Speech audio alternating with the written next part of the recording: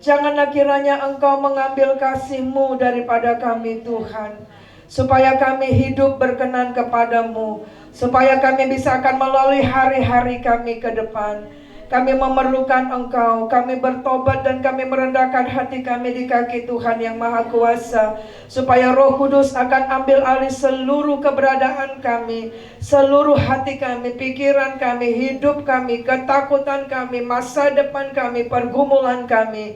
Kami buka hati kami untuk Roh Kudus yang akan bekerja dan mencelipkan dan mengangkat segala selubung dari mata rohani kami, dari telinga rohani kami, dan membuat hati kami menjadi tanah yang baik, yang subur untuk firman-Mu. Kami patahkan segala pekerjaan iblis, segala tipuan iblis yang mencuri sukacita, yang mencuri firman Allah, intimidasi setan, mantra-mantra dihancurkan oleh kuasa darah Yesus, oleh nama Tuhan yang berkuasa, melepaskan segala ikatan-ikatan demi nama Yesus. Dalam nama Yesus kami minta Roh Kudus menolong kami untuk dapat konsentrasi dan menikmati firman Allah di dalam nama Yesus, baik dalam ibadah di tempat ini maupun anak sekolah minggu di lantai 3, maupun dalam ibadah yang kedua. Kami mohon Roh Kudus menjamah kami dan membimbing kami. Dalam nama Yesus kami berdoa dan bersyukur. Haleluya, amin. Kita akan baca dalam Kisah Rasul 8 ayat 4 sampai dengan ayat yang ke-25. Mereka yang tersebar itu menjelajah seluruh negeri itu sambil memberitakan Injil. Dan Filipus pergi ke suatu kota di Samaria dan memberitakan Mesias kepada orang-orang di situ. Ketika orang banyak itu mendengar pemberitaan Filipus dan melihat tanda-tanda yang diadakannya, mereka semua dengan bulat hati menerima apa yang diberitakannya itu. Sebab dari banyak orang yang kerasukan roh jahat, keluarlah roh-roh itu sambil berseru dengan suara keras. Dan banyak juga orang lumpuh dan orang timpang yang disembuhkan. Maka sangatlah besar sukacita dalam kota itu. Seorang yang bernama Simon telah sejak dahulu melakukan sihir di kota itu dan menakjubkan rakyat Samaria, serta berlagak seolah-olah ia seorang yang sangat penting. Semua orang besar kecil mengikuti dia dan berkata, orang ini adalah kuasa Allah yang terkenal sebagai kuasa besar. Dan mereka mengikutinya karena sudah lama ia menakjubkan mereka oleh perbuatan sihirnya. Tetapi sekarang mereka percaya kepada Filipus yang memberitakan Injil tentang kerajaan Allah dan tentang nama Yesus Kristus, dan mereka memberi diri mereka dibaptis, baik laki-laki maupun perempuan. Simon sendiri juga menjadi percaya, dan sesudah dibaptis ia senantiasa bersama-sama dengan Filipus dan takjub ketika ia melihat tanda-tanda dan mujizat-mujizat besar yang terjadi.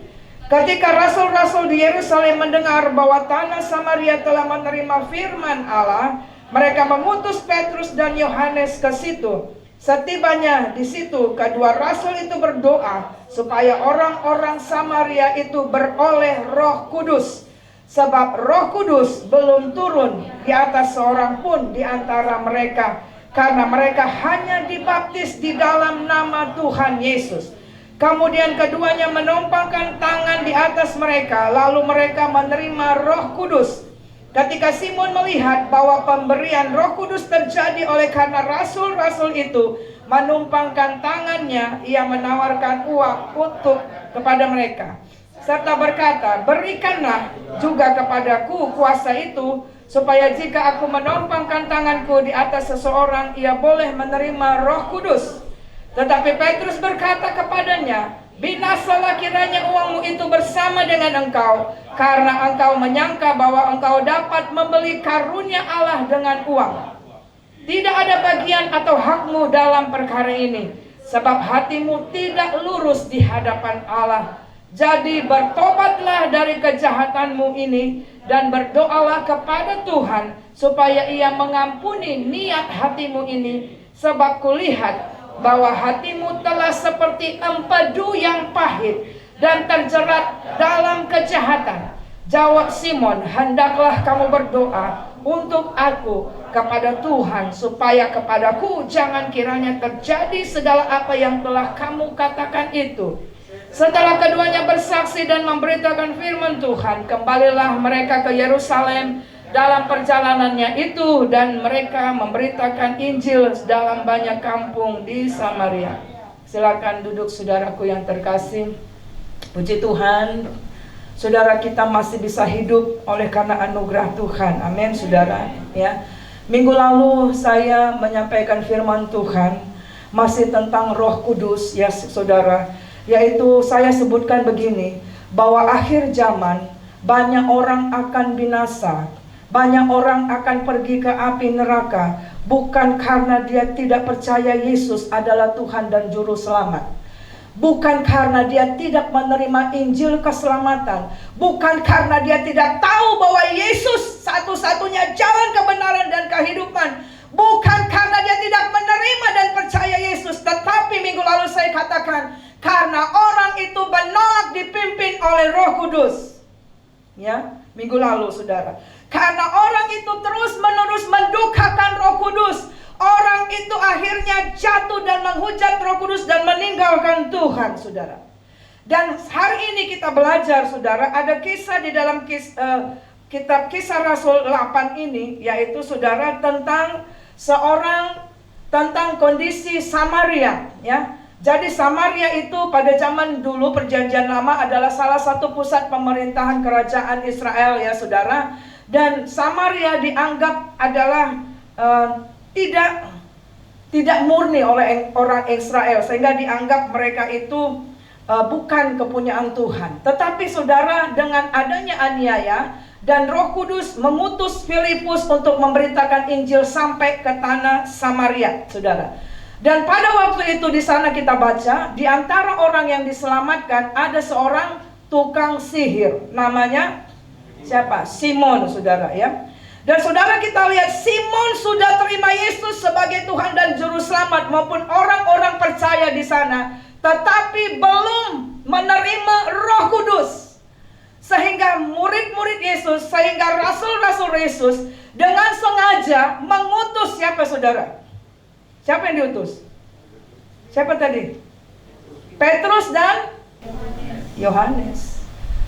Yang memberitakan Injil adalah Filipus di tanah Samaria, sehingga membawa mereka dalam pertobatan dan dibaptis. Tetapi mereka belum menerima kuasa Roh Kudus, sehingga Petrus dan Yohanes diutus dari Yerusalem supaya mereka penuh dengan kuasa Roh Kudus. Kenapa, saudara? Di sini kita akan lihat, saudara, bahwa tanpa pimpinan kuasa Roh Kudus, tanpa seseorang itu walaupun dia sudah bertobat tapi tidak dipimpin oleh kuasa Roh Kudus, sama seperti si Simon tadi itu, dia sudah lepas dari kuasa jahat, dia sudah lepas dari kuasa sihir, kuasa perdukunan, tapi Roh Kudus belum memimpin hidupnya. Di situ kita lihat, saudara, walaupun si Simon ini mengikuti Filipus, ya kan, saudara? Ceritanya si Simon ini mengikuti si Filipus, artinya ikut melayani. Tapi ternyata, saudara, kita lihat hatinya masih penuh dengan kepahitan. Hatinya masih penuh dengan tidak lurus, motivasinya tidak baik, saudara. Hatinya masih iri, hatinya masih tidak benar di hadapan Tuhan. Dan saudaraku yang terkasih, saya mau sampaikan, saudara, yang akan membuat orang di akhir zaman juga akan jatuh dan terhilang adalah karena tidak memiliki hati nurani yang murni di hadapan Tuhan. Walaupun dia sudah melayani Tuhan, walaupun dia sudah hamba Tuhan, tetapi kalau tidak memiliki hati yang dibaharui, tidak memiliki hati yang dimurnikan oleh karya Roh Kudus. Karena Roh Kudus tugasnya apa, saudara? Menginsafkan akan dosa, menginsafkan akan kebenaran, menginsafkan akan penghakiman. Roh Kudus yang memimpin dalam seluruh kebenaran. Maka, saudara, banyak kita lihat, saudara, ketika dia, walaupun dia sudah punya gereja besar, walaupun dia punya pelayanan sudah spektakuler, tapi saudara, ketika memiliki hati yang tidak murni, itu tinggal tunggu detik saja dia akan jatuh.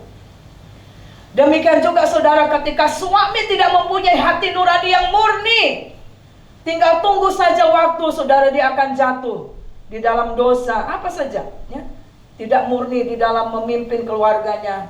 Ketika istri juga tidak murni di dalam nikah rumah tangganya, itu tinggal sekejap saja saudara akan bubar itu rumah tangga. Ketika kita juga saudaraku di dalam hidup kita ini tidak murni saudara, itu tinggal sekejap saja kita akan terhilang saudara, ya. Nah, hari ini kita mau belajar saudara bagaimana kita akan memiliki kemurnian hati saudara. Ya, kemurnian hati. Saudara yang terkasih di dalam nama Yesus, dalam kisah-kisah Rasul 8 ini, yang pertama kita lihat ya, di Samaria itu diawali dengan saudara memiliki kemurnian hati. Tidak ada yang lain adalah pertama kali kita harus menerima firman Allah dengan bulat hati. Disebutkan tadi saudara, maka orang Samaria itu menerima dan percaya firman yang disampaikan oleh Filipus, firman Injil Kerajaan Allah dengan bulat hati. Bulat hati artinya penuh perhatian, artinya penuh sukacita. Artinya ketika dengar firman, maka kita akan langsung jaga firman Tuhan, dan kita tidak mengizinkan iblis mencuri dari hati kita. Itu berbicara juga menerima firman Tuhan dengan bulat hati adalah berkata bahwa setiap firman yang aku dengar itu adalah untukku. Bukan masanya kita akan mengatakan cocok kali firman itu untuk Eda itu, cocok kali firman itu untuk Amang itu. No saudara, ya. Kalau kita masih dalam posisi sikap seperti itu ketika dengar firman Tuhan, saudara, kita tidak akan mungkin bisa memiliki kemurnian hati. Firman itu tidak akan mengubahkan kita. Firman itu tidak akan membaharui kita, saudara. Sehingga kita boleh duduk dengan firman Tuhan setiap hari, tapi kita nggak diubahkan, saudara. Ya. Jadi yang pertama adalah milikilah firman Tuhan. Gitu dengar firman Tuhan, dengarlah firman Tuhan dengan bulat hatimu. Jangan izinkan waktu dengar firman Tuhan pikiranmu ngelantur kemana-mana saudara, ya. Karena saudara, pikiran itu bisa dalam 3 detik berubah saudara. Waktu kamu doa pun saudara, kalau kamu nggak fokus bisa berubah pikiranmu. Betul apa enggak? Iya, engkau sedang di sini tapi pikiranmu, alamak tadi belum kututup tadi api. Udah mati kan nggak api ya? Ya kan gitu ya. Atau ketika mulai hujan kan, saudara kita baru jemur kain, saudara nggak bulat hati, maka saudara akan bilang, aduh nggak ada orang di rumah yang ngangkat telepon, yang untuk ngangkat kain kan gitu ya. Nah itu makanya saudara, ada firman Tuhan dikatakan kalau kita dengar firman Tuhan, kita harus matikan semua handphone. Kita harus matikan segala gangguan-gangguan, sangat penting. Kenapa saudara? Firman itu akan mengubah hati nurani kita yang selalu cenderung jahat itu saudara, menjadi tanah yang baik. Amin saudara. Yang kedua kita lihat di sini saudara, ketika mereka menerima firman itu dengan bulat hati, yang kedua adalah mereka setelah mendengar firman maka percaya kepada nama Yesus. Ya, menerima Yesus, menerima Injil keselamatan, percaya di dalam nama Yesus, dan kemudian dikatakan memberi diri dibaptis. Kita akan baca Ibrani 9 ayat 14 ya. Ayo kita baca Ibrani 9 ayat 14, berkata apa? Betapa lebihnya darah Kristus yang oleh roh yang kekal telah mempersembahkan dirinya sendiri kepada Allah sebagai persembahan yang tak bercacat, akan menyucikan hati nurani kita dari perbuatan yang sia-sia, supaya kita dapat beribadah kepada Allah yang hidup. Saudara perhatikan ayat ini ya. Saat engkau terima firman Tuhan dengan bulat hati, dengan penuh konsentrasi, dengan penuh perhatian, dengan sukacita, dengan hati yang antusias, dengan hati yang lapar, maka selanjutnya tidak cukup di situ, tetapi kita harus percaya kepada firman itu. Apapun yang disampaikan akan mengubah hidup kita, akan memberkati kita, akan menyembuhkan kita di dalam nama Yesus.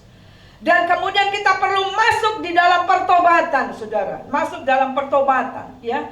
Pertobatan itu ditandai dengan memberi dirimu dibaptis, dikatakan begitu, ya. Kenapa, saudara? Karena dengan memberi diri dibaptis, berbicara kita akan menaklukkan segala kehidupan kita yang lama ditenggelamkan dan mengizinkan hanya Yesus yang memimpin hidup kita. Dibaptis berbicara kita percaya saudara, Yesus mati bagi kita, menyucikan kita. Dan di sini termasuk apa? Menyucikan. Yang disucikan apa saudara? Yang disucikan adalah hati nurani kita.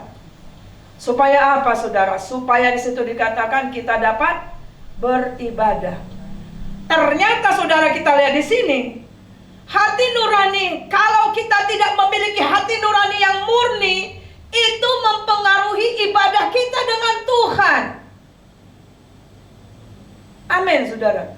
Kalau hati kita ini kacau saudara, seperti si Simon tadi, ada akar kepahitan, ada kebencian, ada hal-hal yang salah, yang tidak lurus di hadapan Tuhan, ada motivasi-motivasi yang lain, itu mempengaruhi ibadah kita sama Tuhan.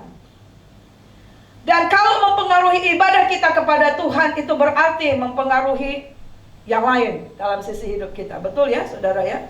Nah saudara, mari kita akan lihat yang ketiga ya. Memberi diri dibaptis, percaya kepada nama Tuhan, berbicara meninggalkan kehidupan yang lama ya. Inilah proses yang disebut bahwa darah Yesus menyucikan, memurnikan hati nurani kita yang jahat oleh perbuatan-perbuatan dosa. Ya, ini ya saudara.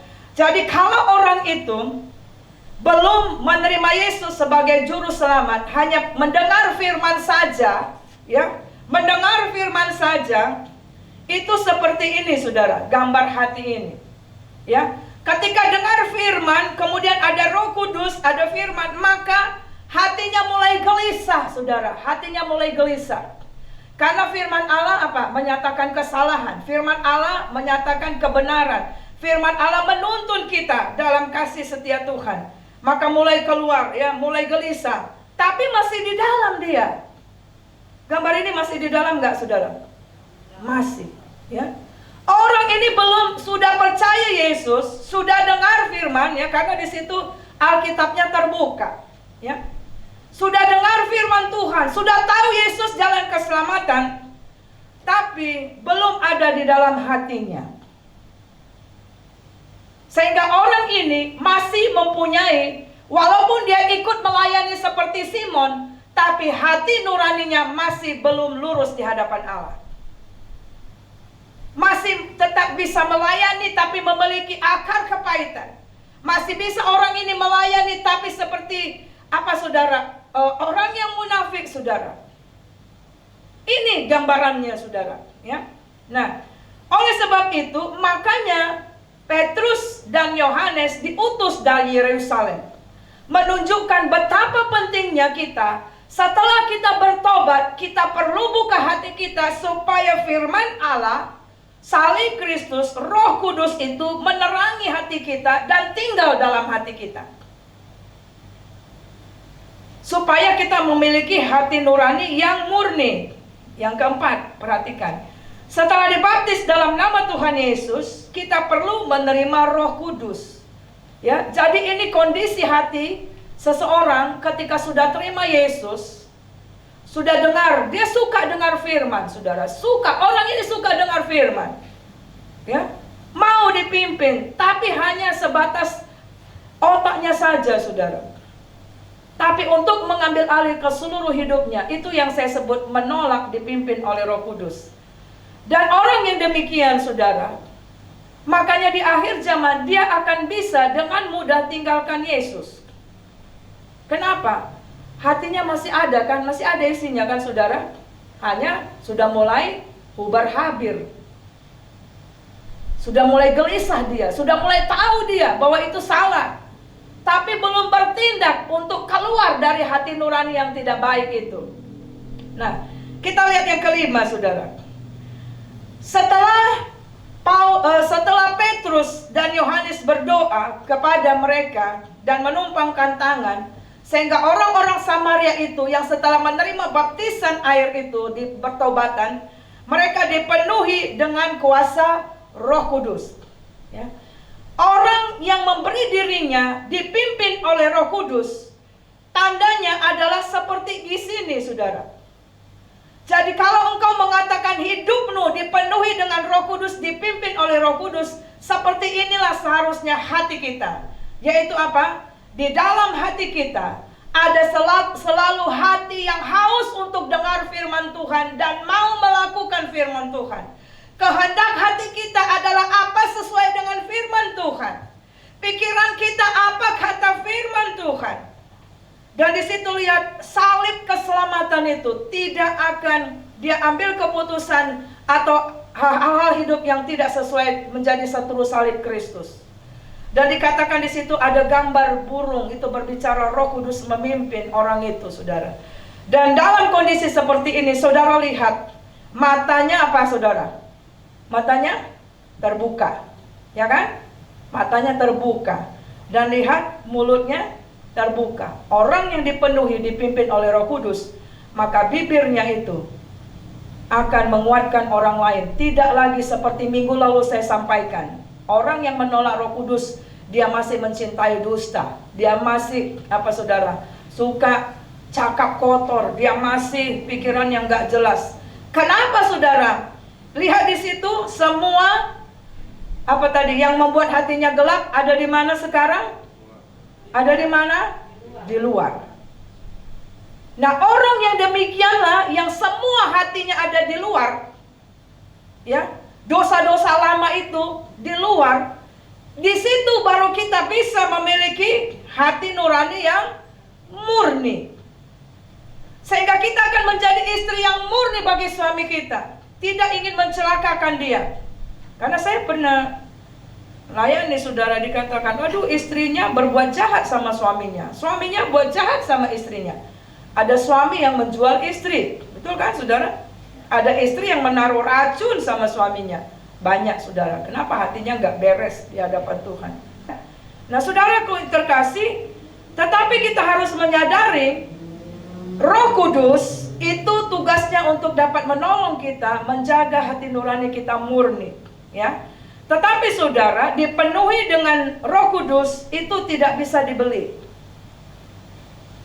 Ya, firman Tuhan menyatakan bahwa untuk kita bisa dipenuhi dengan Roh Kudus itu nggak bisa dibeli. Seperti Simon katakan, kasih dulu sejumlah uang supaya aku dipenuhi Roh Kudus. Nggak bisa, saudara. Nggak bisa. Sama dengan keselamatan juga tidak bisa diperjualbelikan. Ya. Dan juga tidak bisa diajarkan. Maksudnya begini, oh kamu harus bilang begini formulanya supaya kamu penuh dengan Roh Kudus. Katakan gini A, B, C, D. Nggak bisa saudara. Tapi kita akan bisa dipenuhi dengan Roh Kudus pada saat apa? Pada saat hati kita dimurnikan oleh darah Yesus. Dan setiap firman Tuhan memurnikan segala hal-hal yang di dalam hati dan pikiran kita, sehingga lurus di hadapan Tuhan. Simon, walaupun dia sudah ikut bersama-sama melayani dengan siapa? Filipus, tetapi dia masih memiliki hati yang tidak lurus. Karena apa? Roh Kudus tidak memimpin hidupnya. Ya. Nah, menerima Roh Kudus itu adalah harus dimiliki oleh orang yang memiliki hati yang penuh dengan bertobat, saudara. Slide berikut. Bertobat, ya. Yaitu bertobat dari hati yang pahit, dari jerat segala kejahatan, saudara. Jadi kenapa banyak orang sudah melayani tapi jatuh bangun? Kenapa banyak orang sudah tahu firman Tuhan, tapi akhirnya saudara menjadi gagal dalam kehidupan ini, tidak kuat menghancurkan iblis karena tidak menjaga hati nuraninya. Karena tidak cepat-cepat membereskan hatinya dari segala yang pahit, dari segala jerat kejahatan. Roh Kudus tidak akan bisa pimpin kita. Kita tidak akan bisa dengar suara Roh Kudus. Kita tidak akan bisa melakukan kehendak Tuhan kalau hati kita ini, saudara, seperti si Simon tadi, dibilang si Filipus, kulihat hatimu itu pahit seperti empedu. Ya, kalau kita lihat organ tubuh kita, saudara, ini hati, memang di atasnya itu ada empedu. Jadi kalau kita makan, saudara, ya hati kita itu akan mengatur gula darah, tapi akan dikasih ada empedu dan juga bilirubin. Supaya apa, saudara? Membantu mencerna juga minyak-minyak, lemak-lemak, kolesterol. Memang empedu itu melekat di hati. Jadi kalau saudara akan makan hati hewan apa saja, nggak pernah manis, ya kan? Ya betul ya, pahit. Ya. Nah ini menggambarkan bahwa hati itu gampang pahit. Betul apa enggak, saudara? Iya. Hati kita gampang pahit kalau tidak dijaga kemurniannya, saudara. Siapa yang akan bisa tolong? Itu makanya peran Roh Kudus.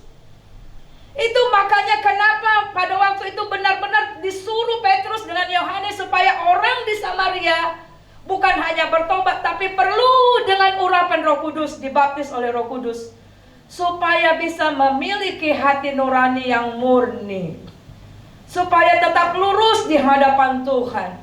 Kenapa, saudara? Hati yang lurus di hadapan Tuhan, hati yang mengampuni, hati yang tidak ada kepahitan dan kejahatan di sanalah yang bisa akan melihat kemenangan dalam hidupnya. Betul nggak, saudara? Kalau saudara punya akar pahit, hati saudara jahat, pasti saudara akan dipengaruhi dengan caramu berdoa pun nggak bisa. Ya? Bisa? Nggak mungkin bisa doa. Apalagi ke ibadah. Ada orang pula yang di ibadah itu yang menyakiti hati, kan? Maka tak mau kau datang. Kan gitu ya. Nah pasti kita akan kalah menghadapi iblis. Itu makanya Tuhan kirim Roh Kudus, supaya kita setelah bertobat setiap hari dimampukan untuk apa? Seperti tadi itu, menjaga jangan masuk lagi dosa yang lama, saudara, yang membuat kita gampang marah, gampang kecewa, gampang tawar hati, gampang menyimpang kepahitan, saudara. Ya. Kisah Rasul 24 ayat 16, Paulus berkata, saudara ya, kenapa Paulus itu luar biasa dalam pelayanannya. Walaupun kalau kita baca, saudara ya, Paulus itu pernah diseret karena memberitakan Injil, bolak-balik masuk penjara, pernah mengalami kapal karam, pernah dipukul seperti Yesus 39 kali dicambuk, pernah digigit ular berbisa, banyak hal, pernah ditawan, saudara, banyak hal. Tetapi saudara, dia boleh menang, dia boleh kuat menghadapi semuanya itu, bahkan sampai akhir kematiannya. Bahkan kita lihat karena Paulus lah, saudara, maka kita yang di Asia ini boleh menerima keselamatan. Karena Paulus pelayanannya adalah kepada orang-orang non-Yahudi, termasuk kita. Dan itu bayar harga yang luar biasa. Kenapa Paulus bisa, saudara? Dan dia melayani juga, saudara, dengan uangnya sendiri, saudara. Dia melayani Tuhan dengan uang sendiri. Dia bangun tenda, dia sewa rumah, dia melayani Tuhan. Kenapa bisa dia, saudara? Karena kita baca Kisah Rasul 24 ayat 16, kuncinya adalah memiliki dan menjaga hati nuraninya tetap murni di hadapan Tuhan dan manusia. Ayo kita baca 1, 2 ya. Sebab itu aku senantiasa berusaha untuk hidup dengan hati nurani yang murni di hadapan Allah dan manusia. Nah itulah yang dimaksud, saudara, dalam kitab Amsal 4 ayat 23, jagalah hatimu dengan segala kewaspadaan, karena dari situlah terpancar kehidupan. Kehidupanmu akan menang menghadapi masa yang sukar di akhir zaman. Ya, adalah ketika kita menjaga kemurnian hati kita, saudara, di hadapan Tuhan dan manusia. Dan oleh karena itu kita perlu bergantung sepenuhnya kepada Roh Kudus. Sehingga pada waktu Roh Kudus mengisapkan akan dosa, akan kebenaran dan penghakiman, kita akan langsung, ya Tuhan, cabut ini. Supaya kita berkemenangan, saudara. Banyak orang yang jatuh bangun karena masalah hati dan pikiran. Tidak mau melayani Tuhan karena hatinya terganggu. karena pikirannya terganggu. Dan itu tipuan iblis, betul nggak saudara? Iya. Padahal kita tidak akan kuat, saudara, kalau kita, padahal melayani itu adalah salah satu senjata perlengkapan perang rohani. Berdoa juga kita tidak akan kuat. Kita juga tidak akan ibadah. Nah, oleh sebab itu iblis akan coba membuat hati nurani saudara akan terganggu. Pikiran saudara akan masuk benih-benih iblis. Tapi mari kita belajar seperti Paulus yang begitu mengalami banyak hal dalam hidupnya. Dan dia bisa tetap terdampak, saudara. Dia mengalami difitnah, dia pernah dibilang rasul palsu. Dia pernah disiksa secara jasmani, pernah kelaparan, gak makan, disiksa dan segala macam. Tapi dia tetap melayani. Dan gereja dibuka di segala macam di tempat termasuk Asia. Yaitu dengan dia katakan tadi, aku selalu berusaha menjaga kemurnian hatiku di hadapan Tuhan dan manusia. Berarti berusaha. Artinya kita mau peka terhadap Roh Kudus. Itulah yang dimaksud. Pada saat engkau dengar firman, pada saat Roh Kudus berbicara, langsung respon, saudara. Ya. Nah, kita lihat kenapa kita perlu menjaga kemurnian hati kita di hadapan Tuhan dan manusia. Yang pertama adalah kita baca dalam 1 Timotius 1 ayat 18 sampai dengan 20. Ya. Kita baca 1 Timotius 1 ayat 18 sampai dengan 20. Tugas ini kuberikan kepadamu Timotius anakku sesuai dengan apa yang telah dinubuatkan tentang dirimu, supaya dikuatkan oleh nubuatan itu engkau memperjuangkan perjuangan yang baik dengan iman dan hati nurani yang murni. Ayat 19. Beberapa orang telah menolak hati nuraninya yang murni, dan karena itu kandaslah iman mereka. 20. Di antaranya Himenius dan Alexander yang telah kuserahkan kepada iblis supaya jerah mereka menghujat. Jadi yang pertama, saudara, kenapa pentingnya karya Roh Kudus dalam hidup kita untuk menjaga kemurnian hati adalah hati nurani yang murni akan menjaga iman kita tidak kandas. Ya, tidak kandas. Seperti kita lihat, saudara, di dalam kitab Markus 7 itu ayat 14 sampai dengan 23. Disebutkan, saudara, hati yang gak murni berarti di dalamnya itu apa, saudara? Ada segala sesuatu yang menajiskan, ya. Dikatakan di situ, sebab dari dalam hati orang timbul segala pikiran jahat, percabulan, pencurian, pembunuhan, perzinahan, keserakahan, kejahatan, kelicikan, hawa nafsu, iri hati, hujat, kesombongan, kebebalan, semua itu jahat dan timbul dalam hati dan menajiskan orang itu. Simon siapa? Judas Iskariot, saudara. Judas Iskariot, murid Yesus. Juga dia selama 3 tahun ikut melayani bersama dengan Yesus. Betul nggak, saudara? Bahkan dia orang kunci. Dia bendahara Tuhan Yesus. Tetapi karena dia tidak menjaga hati nurani yang murni, dia dijerat dengan mamon, saudara. Sehingga dia suka mencuri keuangan, ya. Sehingga hati nuraninya nggak murni. Maka kita lihat akhir hidupnya, saudara. Kandas gak imannya? Kandas, ya kan? Dia sampai menjual Yesus. Akhirnya bunuh diri. Kenapa? Karena tidak mau diinsafkan oleh Roh Kudus. 3 kali Yesus mengingatkan supaya si Judas Iskariot jangan melakukan itu. Tapi dia menolak. Itulah yang dimaksud, ada banyak orang menolak hati nurani yang murni. Jadi mulai sekarang, saudara, ketika engkau dengar firman Tuhan dikatakan ampuni, bereskan hatimu, cepat ampuni. Jangan mengeraskan hatimu dan mengatakan enak aja. Itu yang dikatakan menolak hati nurani yang murni. Enak aja, kan gitu ya kerennya. Karena nggak taunya, saudara, nggak ada gunanya simpan akar pahit kepedihan, saudara. Karena itu ternyata akan bisa membuat iman kita kandas. Kalau kandas berarti apa? Kandas berarti nggak maju kan? Sama dengan kapal itu kandas, saudara, kapal kandas terhimpit di sana, saudara nggak akan maju kerohanian saudara. Berarti nggak bisa maju, berarti terobosan pun nggak terjadi dalam hidupmu, betul? Nggak mungkin. Namanya kandas, terjepit. Pernah lihat kan kapal yang kandas itu? Nggak bisa maju. Kehidupanmu tidak akan bisa maju. Tidak akan ada terobosan, tidak akan ada berkat Tuhan, saudara.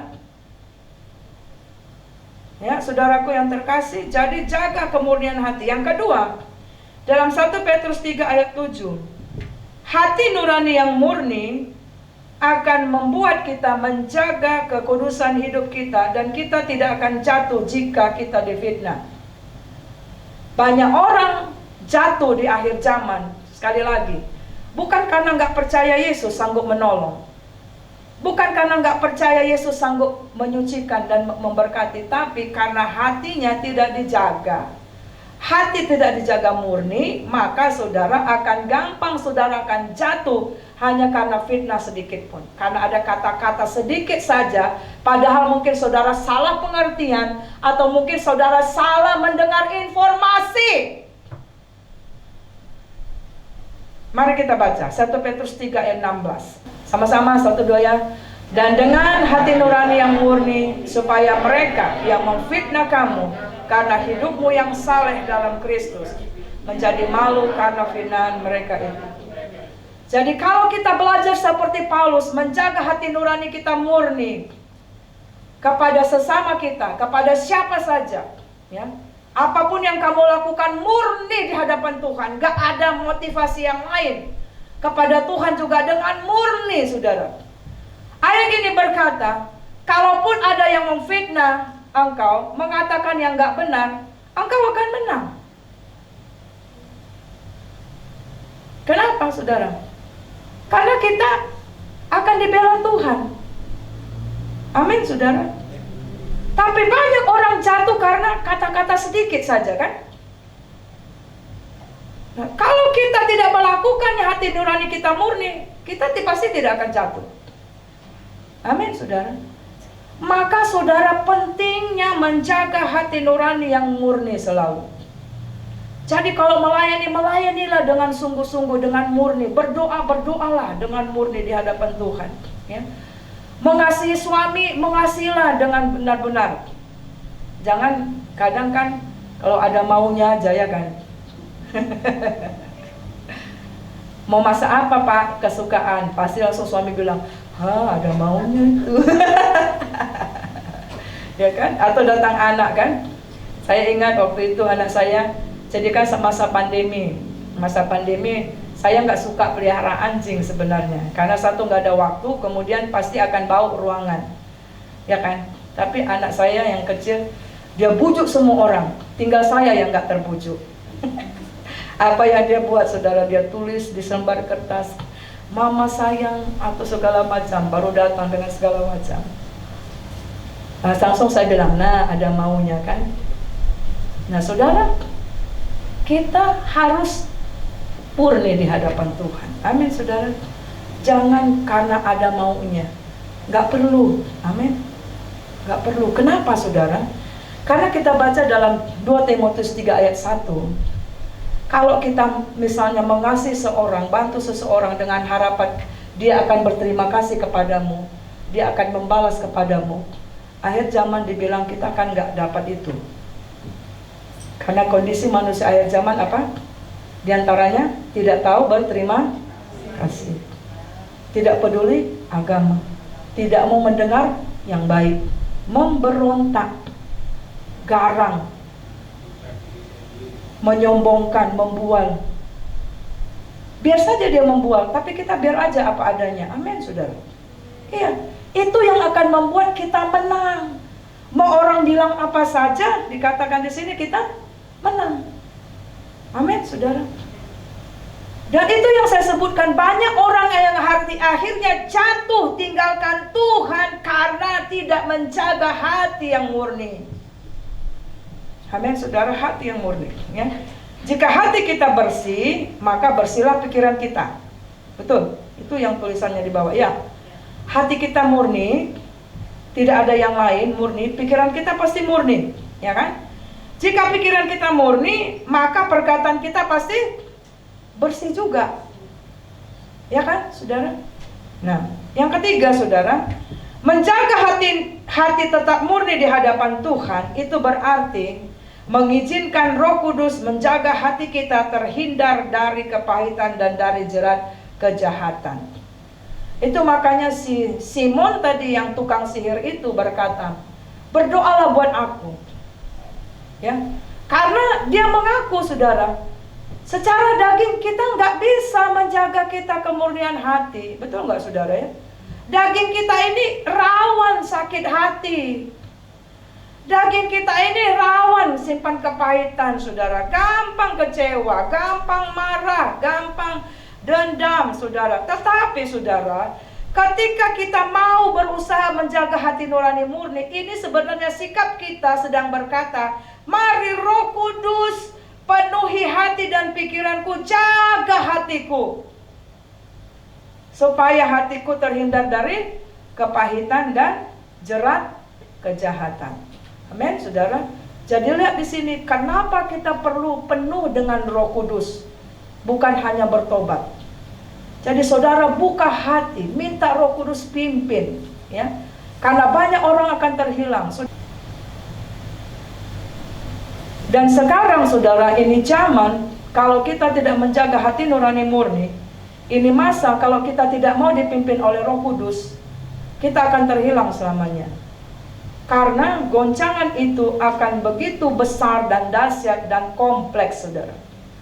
Dan kita tidak akan kuat. Perubahan akan terjadi luar biasa, seperti ibadah online tadi pagi saya sebutkan. Indonesia dalam 5-10 tahun ke depan, pusat pemerintahan itu udah pindah ke Kalimantan. Itu akan mengubah segala sesuatu. Milenial, kaum milenial, anak-anak kita yang hadir pada saat ini milenial, kalau engkau tidak dipimpin oleh Roh Kudus, nanti akan ada bonus demografi di mana penduduknya nanti dalam 5 tahun ke depan yang memimpin adalah kaum anak-anak muda yang sekarang ini. Dan kalau tidak dipimpin oleh Roh Kudus, bisa saudara bayangkan, gereja-gereja pasti akan tutup. Kekacauan akan terjadi. Betul apa enggak, saudara? Makanya itu ayo kita mari bangkit. Marilah guru-guru sekolah minggu, pemimpin-pemimpin, remaja, ya, saudara-saudara yang punya anak, beri diri anakmu untuk dididik benar-benar di dalam hadirat Tuhan. Karena nggak lama lagi mereka akan menjadi pemimpin yang berikutnya. Anak muda jangan menolak ketika generasi kami akan memberikan tongkat estafet. Tidak lagi waktunya engkau mengatakan, yang ibu-ibu lah yang melayani, enggak. Ya, waktunya kami melakukan pendampingan bagi engkau. Karena ini akan sedang terjadi. Metaverse, saudara. Saudara tahu metaverse, ya? Dunia maya. Jadi saudara bisa ada di sini, tapi saudara seakan-akan masuk kepada, saudara bisa jumpa dengan berbagai orang. Bisa saudara sepertinya sentuhan, tapi nggak ketemu orang. Zaman metaverse itu namanya, saudara. Itu terjadi, ya, saudara. Ya, jadi kalau kita tidak menjaga hati nurani yang murni di hadapan Tuhan, saudara, maka akan gampang kepahitan ada di sana. Maka hati kita sering tidak lurus. Dan kalau kita tidak lurus, tadi disebutkan apa? Iman kita bisa kandas. Kita bisa terhilang dari hadirat Tuhan. Makanya pernyataan saya tadi dikatakan akhir zaman, banyak orang yang akan tertinggal. Banyak orang yang akan tinggalkan Tuhan, tidak terangkat, bukan karena nggak percaya Yesus sanggup menolong, bukan tidak percaya Yesus satu-satunya juru selamat, tetapi karena menolak pimpinan Roh Kudus untuk memurnikan hati nuraninya di hadapan Tuhan dan manusia. Ya, yang berikut adalah kita baca Yehezkiel 36 ayat 26 sampai 27. Kamu akan kuberikan hati yang baru dan roh yang baru di dalam batinmu, dan aku akan menjauhkan dari tubuhmu hati yang keras, dan kuberikan kepadamu hati yang taat. Rohku akan kuberikan diam di dalam batinmu, dan aku akan membuat kamu hidup menurut segala ketetapanku, dan tetap berpegang kepada peraturan-peraturanku dan melakukannya. Jadi saudara, yang berikut saya sebutkan di sini, yaitu memiliki hati nurani yang murni, artinya kita akan berusaha selalu, saudara, meminta Tuhan memberikan kita hati yang selalu dibaharui oleh Roh Kudus-Nya dalam hatimu, ya, sehingga akan mengubah hati kita yang keras menjadi hati yang taat. Kalau hati kita tidak murni, maka orang itu akan dipimpin oleh hati yang keras. Hati yang keras berarti tidak bisa dipimpin. Hati yang keras tidak bisa dipimpin, artinya nggak mungkin taat dengar firman Tuhan, apalagi melakukannya. Padahal firman Tuhan bilang orang yang akan masuk surga adalah orang yang mendengar firman Tuhan dan melakukan firman Tuhan. Bahkan dikatakan orang yang akan menang menghadapi badai adalah orang yang mendirikan rumahnya di atas batu karang yang teguh, yaitu yang dengar firman Tuhan dan melakukan firman Tuhan. Orang yang akan Tuhan bilang ketika mati dan terus Tuhan bilang, marilah hambaku, adalah orang yang apa? Dikenal oleh Tuhan, yang melakukan firman Tuhan. Dan kita tidak mungkin melakukan firman Tuhan kalau hati kita tidak murni. Masih ada dosa di dalamnya, ya. Nah, oleh sebab itu saudara yang terkasih, izinkanlah Roh Kudus memimpin hati dan pikiran kita untuk senantiasa murni di hadapan Tuhan, supaya kita berkemenangan menghadapi tantangan hidup. Bahkan engkau akan bisa menang walaupun ada suara-suara yang kacau, engkau akan bisa tenang, ya saudara. Kita akan bisa kuat, kita akan bisa berbuah di tengah kesulitan apapun, saudara. Mari kita akan bangkit berdiri bersama-sama, saudaraku. Sama-sama bilang kepada kiri kanan, miliki hati nurani yang murni di hadapan manusia dan Tuhan. Ya, itu berarti saudara, ketika saudara doa, saudara tidak tunggu orang lain berdoa. Amin, saudara. Hati nurani yang murni ketika orang lain melayani, orang lain tidak melayani, bukan berarti engkau nggak melayani. Nggak perlu kita mengurusi kenapa seperti itu. Amin. Kitalah yang mempersiapkan hati nurani kita selalu tetap murni di hadapan Tuhan, saudara.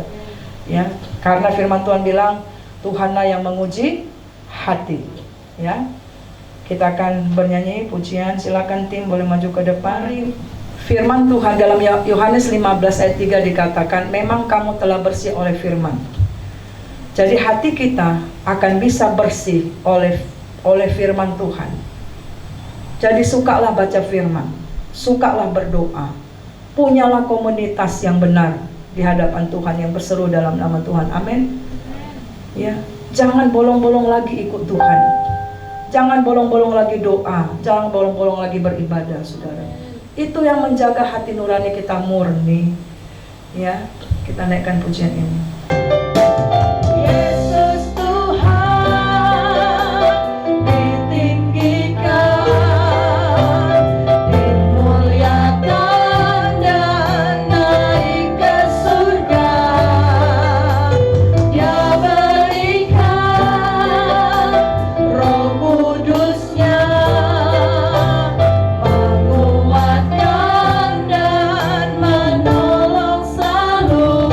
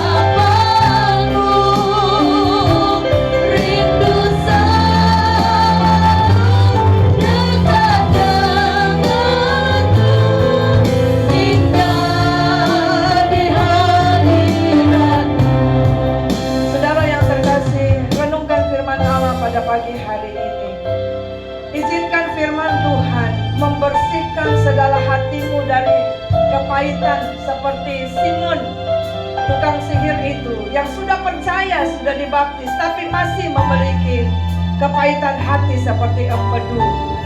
Buang itu di dalam nama Yesus, supaya Roh Kudus akan memenuhi hidupmu, supaya engkau akan menang, saudara, menghadapi tantangan hidup.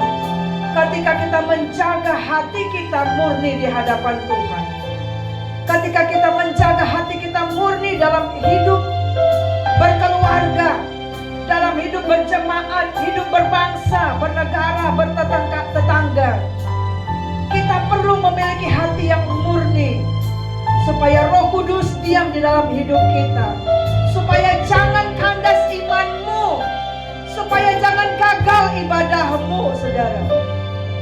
Roh Kudus jamah setiap hati, jamah setiap hati Tuhan. Roh Kudus kerjakan supaya memiliki hati yang mengampuni, hati yang mengasihi, hati yang membuang segala yang tidak benar di hadapan Tuhan. Dalam nama Yesus, dalam nama Yesus, darah Yesus sucikan hati dan pikiran kami. Darah Yesus hancurkan kutuk, darah Yesus hancurkan mantra-mantra, darah Yesus hancurkan tipuan-tipuan iblis dan kejahatan lainnya. Di dalam nama Yesus kami telah dibebaskan. Di dalam nama Yesus kami dipenuhi dengan kuasa Roh Kudus. Haleluya. Terima kasih Tuhan. Terima kasih Tuhan. Haleluya. Terima kasih Tuhan. Kami berdoa tidak ada benih firman Allah yang kembali dengan sia-sia, tapi firman Allah akan mengerjakan kepada setiap kami yang mendengar. Setiap hari Tuhan pertajam telinga kami seorang murid, bibir yang menjadi seorang murid, hati yang baik, yang bertumbuh firman Allah, sehingga kami akan kuat menghadapi hari-hari yang sukar ini di zaman akhir ini. Terima kasih Tuhan Yesus. Dalam nama Yesus kami berdoa dan bersyukur. Amin.